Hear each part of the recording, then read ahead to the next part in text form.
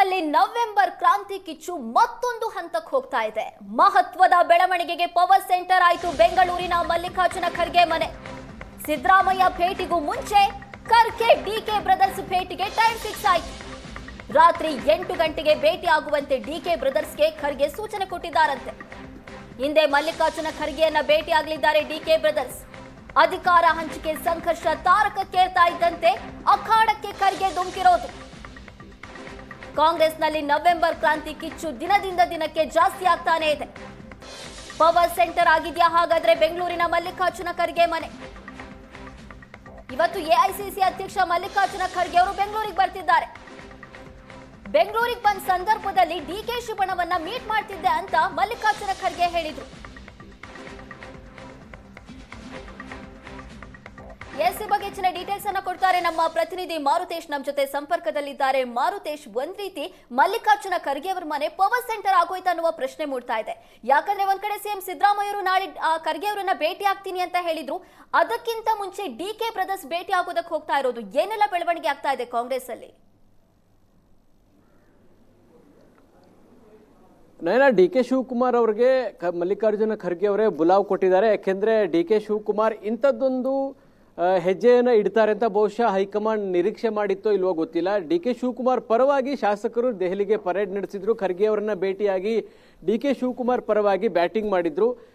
ನಾನು ದೆಹಲಿಯಲ್ಲಿ ಉಳಿದ್ರೆ ಈ ಬೆಳವಣಿಗೆಗಳು ಇನ್ನಷ್ಟು ತಾರಕಕ್ಕೆ ಹೋಗುತ್ತೆ ಅನ್ನೋದರ ಮುನ್ಸೂಚನೆ ಇರ್ತಿರುವಂತಹ ಖರ್ಗೆ ಅವರು ಈಗ ಮಧ್ಯಾಹ್ನ 3:30 ಫ್ಲೈಟ್ಗೆ ಹೊರಟಿದ್ದಾರೆ.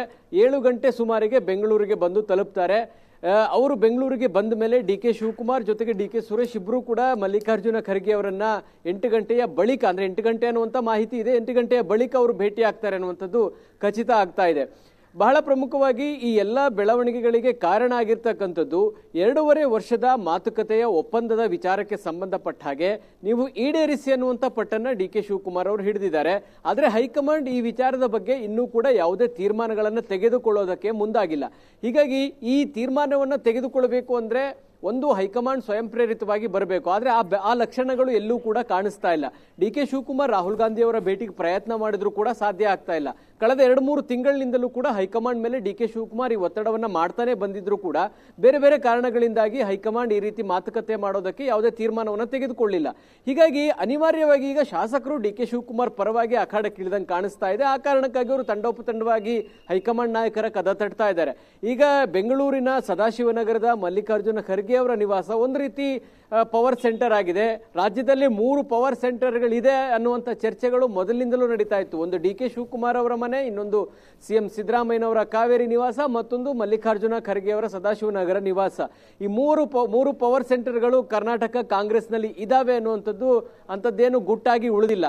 ಈಗ ಮಲ್ಲಿಕಾರ್ಜುನ ಖರ್ಗೆ ಅವರ ಮನೆ ಪವರ್ ಸೆಂಟರ್ ಆಗ್ತಾ ಇದೆ. ಡಿ ಕೆ ಶಿವಕುಮಾರ್ ಅವರಿಗೆ ಅವರು ತುರ್ತು ಬುಲಾವ್ ಕೊಟ್ಟಿರೋದ್ರಿಂದ ಇವತ್ತು ಹೋಗಿ ಭೇಟಿ ಆಗ್ತಾರೆ. ನಾಳೆ ಮುಖ್ಯಮಂತ್ರಿಗಳು ಕೂಡ ಮಲ್ಲಿಕಾರ್ಜುನ ಖರ್ಗೆ ಅವರನ್ನ ಭೇಟಿ ಆಗ್ತಾ ಇದ್ದಾರೆ.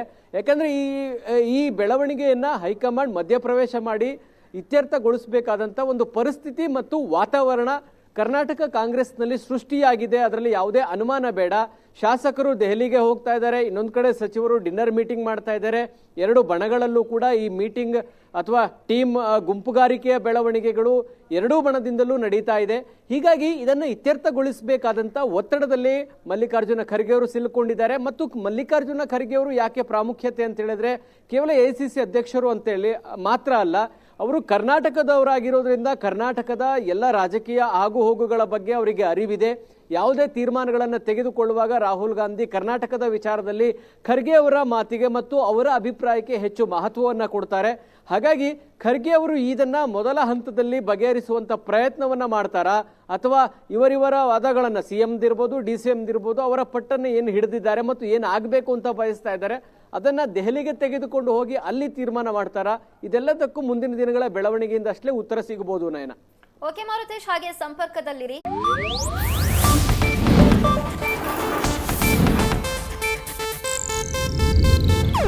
ಇದು ಏಷ್ಯಾನೆಟ್ ನ್ಯೂಸ್ ನೆಟ್ವರ್ಕ್ ಪ್ರಸ್ತುತಿ.